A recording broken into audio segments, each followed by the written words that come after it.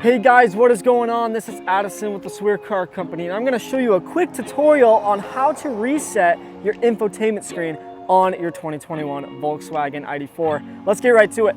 So for many who own an ID.4, you know that sometimes there can be glitches in the infotainment screen. And so right here, we get the infotainment screen, and what you do is there's this little tiny power button right here. So you hold it down for 10 seconds. 3, 2, 1, bada bing, bada boom. Let's go. All right, so now that it's off, it's going to reset itself. And you can see that the Volkswagen logo comes right on. And now you can see that the Volkswagen infotainment screen went on within about 10 seconds maybe. So I hope you guys enjoyed this quick tutorial on how to reset the Volkswagen ID.4 infotainment screen. I know that this is definitely very useful for those who do own ID.4s, and if I get one myself, I'm probably going to be using this feature as well.